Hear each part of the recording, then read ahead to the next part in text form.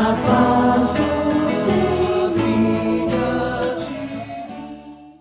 E aí nós temos esse exemplo de Segismundo, que tem um grupo, e quando nós lemos lá no capítulo 12, 13, 14, que vai falar sobre o processo de reencarnação de Segismundo, lá no livro Missionários da Luz, nós vamos ver detalhadamente como é feito o planejamento, como é organizado, as equipes, quem está à frente, é feito um plano de como será o corpo do ser, tudo estruturado. E aí nós vemos que o objetivo é de progresso. Me lembro também, só com parênteses para a gente ir para a sequência dessa fala, dessa ideia, do capítulo 12, lá do Missionários da Luz, eu gosto muito dessa parte, quando o André Luiz está percorrendo um determinado ministério da reencarnação, e ele chega em um determinado local e ele vê as pessoas debaixo do braço como se fossem cartolinas, né? E ele fica impressionado, porque ele acha interessante várias pessoas, e aí ele diz assim, o que é isso? E as pessoas que estão lá, os trabalhadores, começam a informar, olha, é a planta baixa do corpo da pessoa que vai encarnar. Então, esse é o modelo, o molde do corpo do reencarnante. E aí ele diz, para que isso? E aí o orientador diz a ele, né, porque não é só o planejamento reencarnatório, o espírito não vai para a Terra de forma muito simples. Ele precisa saber como vai ser o seu corpo, porque o corpo também vai ajudar ele no processo existencial, né?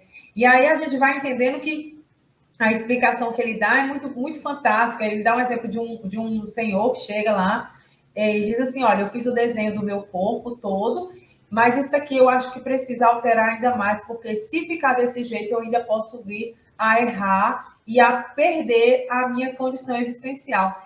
Isso, quando eu li a primeira vez, me fez repensar inúmeras coisas, né? Pensar de condições, desde, vamos dizer assim, de pessoas que nascem com características variadas, né? Do seu contexto corporal, né?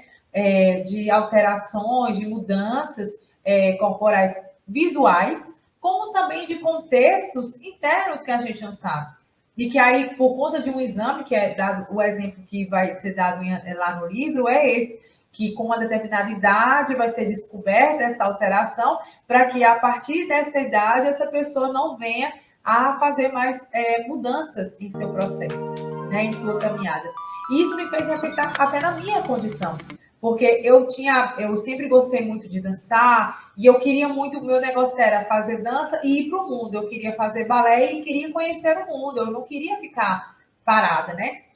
E aí, quando eu cheguei, eu morava em Roraima, em Boa Vista, Roraima, então lá não tinha curso de balé. Então, quando eu cheguei aqui na Paraíba, tinha em variados locais, aí minha mãe disse, vamos colocar. Quando colocou, eu não passei um mês no balé. Eu tive uma alteração no joelho, que a gente até então não sabe o que foi. É aquela história, como diz bem nordestino, eu fui para a faca e o médico disse, olha, infelizmente ela não vai mais poder dançar.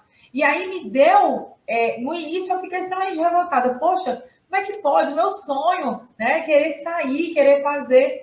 E aí hoje eu entendo que eu ir para o mundo ia me dar, talvez, determinadas coisas, mas não ia me dar o que eu verdadeiramente necessitava, que é o que eu tenho hoje, né?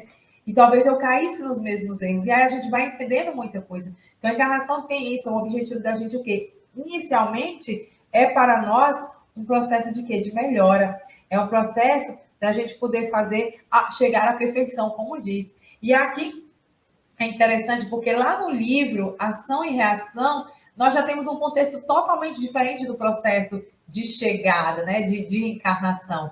Nós temos o caso de Antônio Olímpio, que ele tem muitos, infelizmente, ele comete, por conta das suas ações, muitos erros quando esteve encarnado, a sua última encarnação, né, na Terra. Então, quando ele retorna ao plano espiritual, o seu perispírito ele está todo, vamos dizer assim, em flagelos, ele está todo alterado.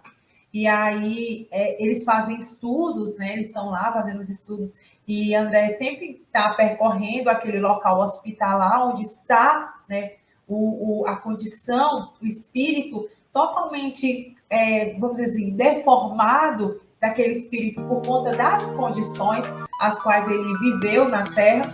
E é interessante que a esposa dele, né, estava lá em prece constantemente, juntamente com a equipe espiritual, é que traçam todo o processo existencial, o planejamento da reencarnação dele. Então, ele vai fazer uma reencarnação sem ele ter consciência no caso das suas necessidades, no sentido de ele ter direito à escolha, diferentemente do caso que eu contei.